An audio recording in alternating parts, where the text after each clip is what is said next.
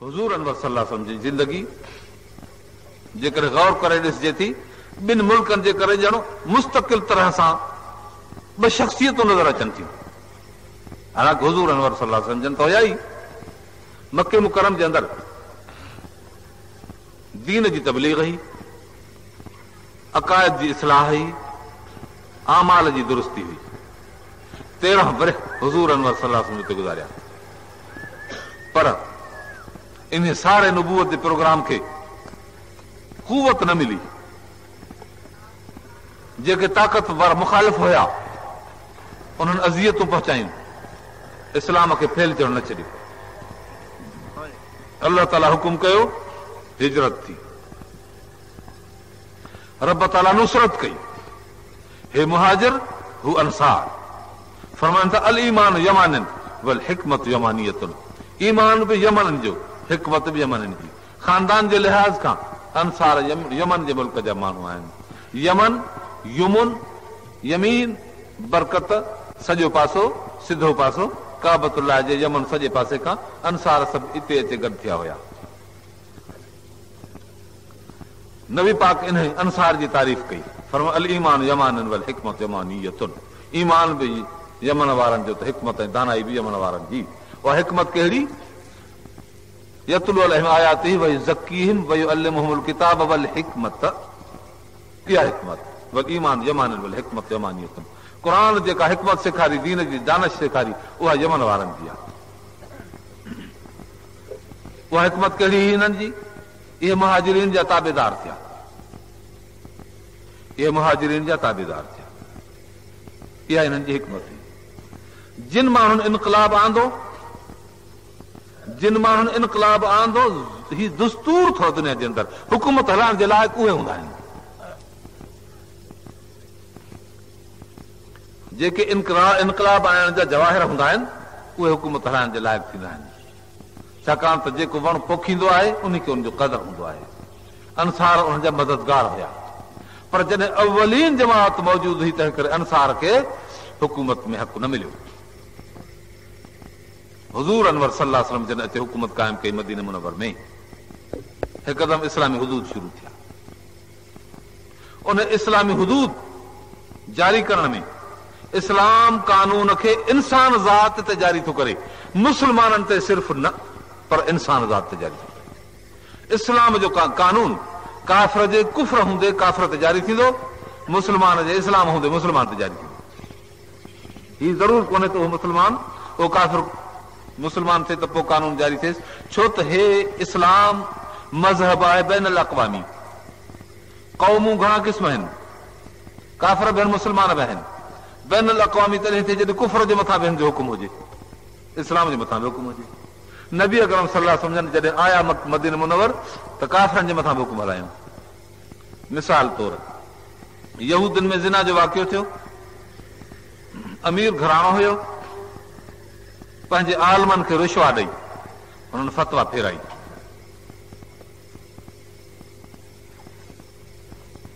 चयूं त हिननि खे मुंहुं कारो करियो ऐं तशहीर करियो, ढंढोरो ॾियो। मगर अवाम मंझां केतिरनि माण्हुनि खे इहे मसइला मालूम हुया त न हिननि खे मौत जी सज़ा आहे। अचे मुल्क में इख़्तिलाफ़ पैदा थियो।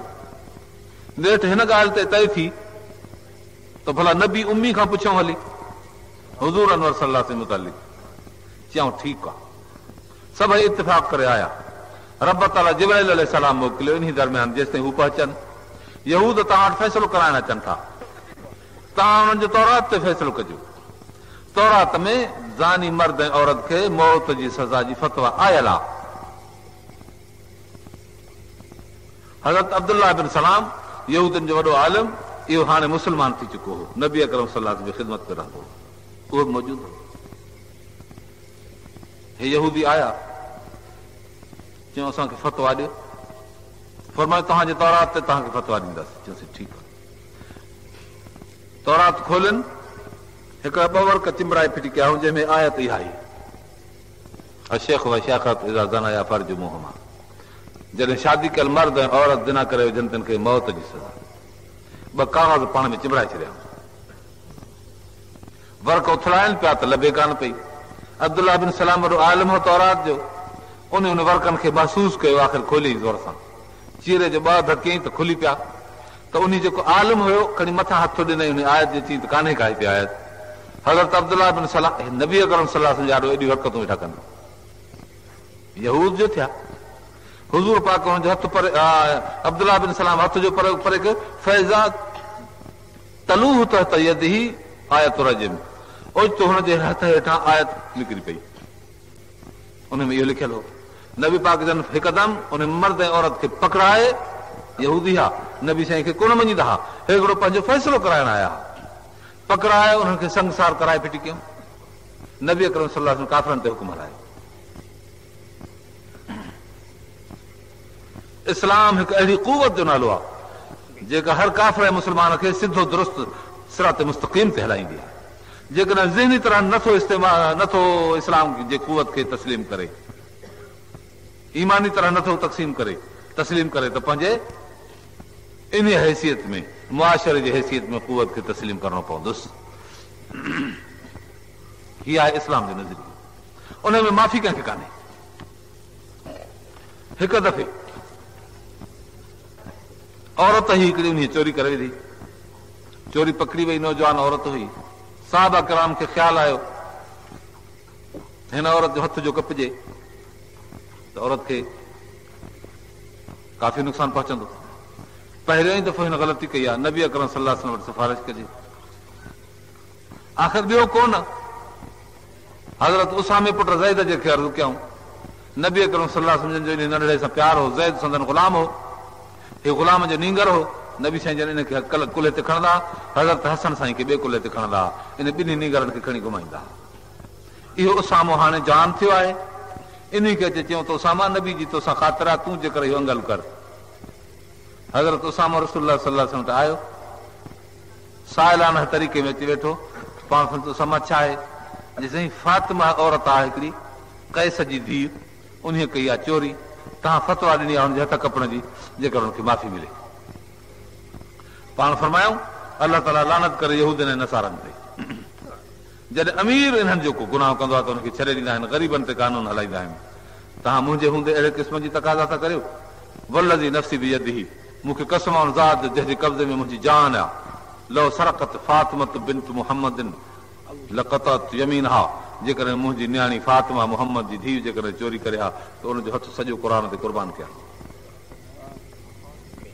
मालूम थियो त क़ुर जे कानून खां को बि बालातर कोन्हे। बहरहाल इस्लाम कुवत हासिल करे पोइ कानून हलायो, कुवत खां सवाइ कानून न थींदो आहे। इस्लाम जो मक़सदु आहे इंसान ज़ात खे दुरुस्त करणु, अलाह तबारक व तआला जे इरादे ते। ऐं जमात साहबा किराम जी जंहिं इहा ख़िदमत कई, असां ताईं दीन रफ़्ते रफ़्ते इन ज़रिए पहुतो। जेकॾहिं तव्हां साहबा किराम जी जमात खे कढी फिटी कयो त हे तारूं जेके हिन विच जो कढी फिटी कयो, या हे बतियूं हाणे कढी फिटी कयो, असां वटि रोशनी पावर हाउस जी पहुचंदी। अहिड़ी तरह जेकॾहिं साहबा किराम ते तव्हां हथ खणंदव त नबी अकरम सल्लल्लाहु अलैहि वसल्लम जो नूर तव्हां वटि कोन पहुचंदो। जिन साहबा किराम ते हथ खयो आहे उन्हनि ते नबीअ जो नूर ख़तम थी चुको आहे, बसि कोन्हे उन्हनि वटि नबीअ जो नूर। साफ़ ॻाल्हि आहे। साहबा जे दामन में लाज़मी तरह चिमणो पवंदो। पाण फरमाइनि त अल्लाह अल्लाह फी असहाबी, मुंहिंजे साहबा में अल्लाह अल्लाह अथव, लिलाहियत अथव। ला तत्तखिज़ूहुम ग़रज़न फी दीनी, मुंहिंजे दीन में तव्हां निशान करे तीर इन्हनि खे न चुटिजो, इहे तव्हांजे तीरनि हणण जहिड़ा कोन्हनि के। मन अहबहुम फबिहुब्बी अहबहुम, जेको इन्हनि सां मोहबत रखंदो, मूंसां मोहबत जे कारण उन्हनि सां मोहबत रखंदो, छो त मूंसां जो मोहबत अथसि, तंहिं करे मुंहिंजनि सां मोहबत रखंदो। वमन अबग़ज़हुम, जेको इन्हनि सां दुश्मनी रखंदो, फबिबुग़्ज़ी अबग़ज़हुम, मूंसां दुश्मनी अथसि, तंहिं करे उन्हनि सां दुश्मनी रखंदो। जंहिं मूंसां दुश्मनी कई त अलाह सां दुश्मनी कई। फरमाया जेको अलाह सां दुश्मनी कंदो, असां याहलिक फरमाइनि था त इहो हलाक थींदो, बर्बाद थींदो, जेको ख़ुदा सां दुश्मनी। अलाह तबारक व तआला शाल पंहिंजी दुश्मनी खां बचाए, नबी जे दुश्मनी खां बचाए, साहबा जी दुश्मनी खां बचाए। इन्हनि सां असांजी अलाह ख़ातिर मोहबत हुजे। हिननि जान क़ुर्बान कई, हिननि माल क़ुर्बान कयो, हिननि पंहिंजो ज़हन जेको हुन अॻियो उहो क़ुर्बान करे, नओं ज़हन रसूलुल्लाह सल्लल्लाहु अलैहि वसल्लम खां वरितो। दुनिया जे अंदरि हिननि पूरी तरह सां अलाह तबारक व तआला जे दीन जी ख़िदमत कई, जंहिं दीन जी ख़िदमत जो असर अॼु ताईं असां वटि मौजूदु आहे। जे तव्हां सहाबा किराम खे 1.25 लख साहब तां दस्तबरदार थींदव त पोइ बाक़ी नबी जो कमु छा आहे? हिकिड़ो मामूली लीडर उथे थो क़ौम जे अंदरि, केतिरा माण्हू पंहिंजा ताबेदार बणाए थो। गांधी पंहिंजी तहरीक जारी कई, केतिरा माण्हू कांग्रेस तहरीक में कयईं, हज़ारे माण्हुनि जा ताबेदार थिया। केतिरा माण्हू चरखा ओढ़ण लॻा, केतिरा माण्हू धागनि जा सुट करण लॻा। हुन टोपी कई, हुन टोपी कई, हुन अधोबद कई, केतिरनि माण्हू अधोबद कई। हुन गेड़ू कयो, केतिरनि गेड़ू कयो। हुन खड़ाऊं कई, हुननि खड़ाऊं कई। मतिलब त जेकॾहिं तव्हां हुज़ूर अनवर सल्लल्लाहु अलैहि वसल्लम जे सहाबा किराम जे मुतअल्लिक़ चङो ख़्यालु न रखंदव त पोइ चइबो त नबी अकरम सल्लल्लाहु अलैहि वसल्लम खे हिकिड़े अहिड़े गए गुज़रे ज़माने जे लीडर जहिड़ी हैसियत में तव्हां मुस्लमान नथा ॾियो। पोइ इहो पंहिंजो पाण जो हिसाब ख़ुदा वटि ॾींदव। जॾहिं 1.25 लख साहबा जे ॾिनल फैज़ तां तव्हां दस्तबरदार थी ऐं हिकिड़े 4 माण्हुनि 5-6 माण्हुनि जे मथां रुगो किफ़ायत था करियो। हुज़ूर अनवर सल्लल्लाहु अलैहि वसल्लम जन आख़िरी दीन आंदो, आख़िरी पैगंबर हुया। पाण फरमाइनि था अन सय्यदुल अंबिया वला फ़ख्र, अन आख़िरुल अंबिया वला फ़ख्र, अनल आक़िब अनल हाशिर, मां पोयों नबी आहियां, क़यामत मूं उथंदुसि तंहिंखां पोइ। अॻ में ॿिया पोइ उथंदा माण्हू, अॻ में मुंहिंजो उथणु थींदो। अलदि युहशरु नास अला क़दमी, मां उहो आहियां जो माण्हू मुंहिंजे पुठियां सभई उथंदा। फरमाइनि त अवल मां यनशक़, पहिरीं जो क़बर चीर बि मां हूंदुसि। हिकिड़े पासे अबू बकर सिद्दीक़ हूंदो, ॿिए पासे उमर फारूक हूंदो। इन ॿिन्ही जे विच मां थी उथंदुसि। फरमायो रसूलुल्लाह सल्लल्लाहु अलैहि वसल्लम। फरमाइनि था लिकुल नबीयन वज़ीरान, हर हिकु नबी खे वज़ीर हूंदा आहिनि। वज़ीर आया फी समा जिब्रील व मीकाल, वज़ीर आया फिल जन्नत अबू बकर व उमर। फरमाइनि था त मुंहिंजा वज़ीर दुनिया जे अंदरि इहे आहिनि, आसमाननि में इहे आहिनि ऐं ज़मीन में 2 आहिनि। हिकिड़ो अबू बकर सिद्दीक़, उमर फारूक, आसमाननि में जिब्राइल ऐं मीकाईल आहिनि। अलाह तबारक व तआला शाह असांखे सहाबा किराम जी शान ते पूरी बसीरत अता फरमाए ऐं सहाबा किराम सां इन करे मुहबत अता करे जो नबी अकरम सल्लल्लाहु अलैहि वसल्लम सां असांजी मुहबत आहे।